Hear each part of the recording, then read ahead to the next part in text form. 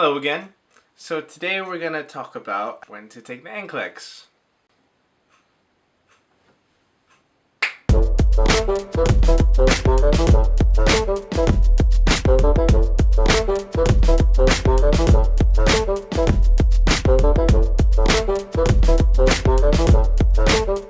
Hey! When I first took my NCLEX, my problem was I wasn't stressed, but it was rather I was inexperienced.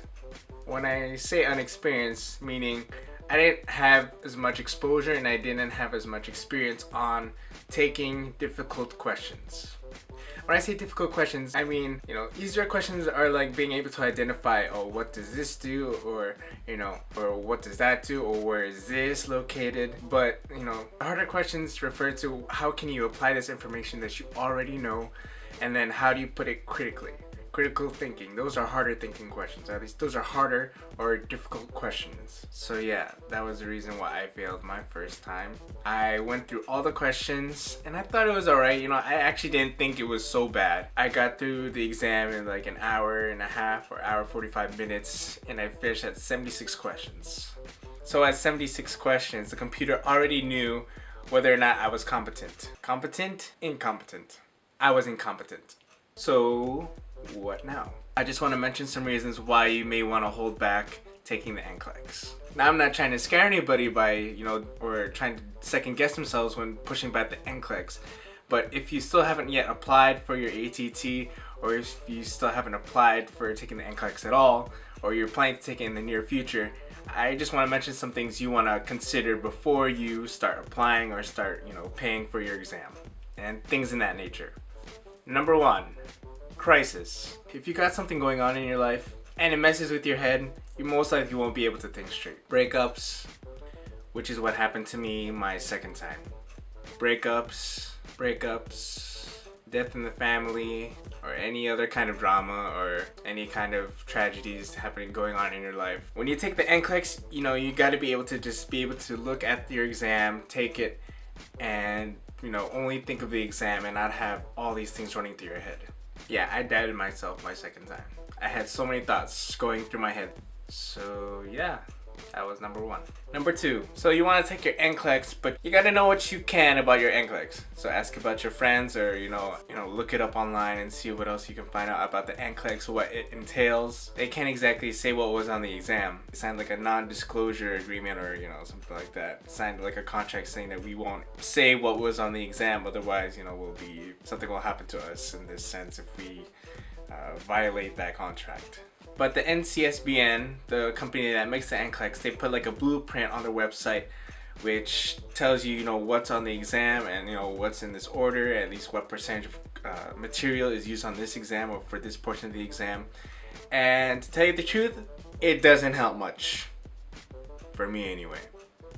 But yeah, watching videos like this or hearing from friends who already took the NCLEX, you can already get an idea of what the NCLEX is about, where their mistakes was.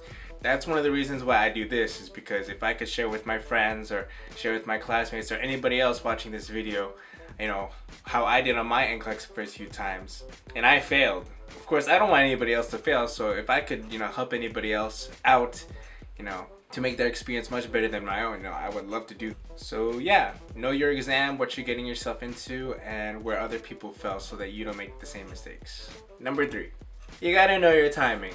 So if you know that you're not gonna get approved to take your NCLEX for a while, and I'm an international student, at least I studied my nursing abroad.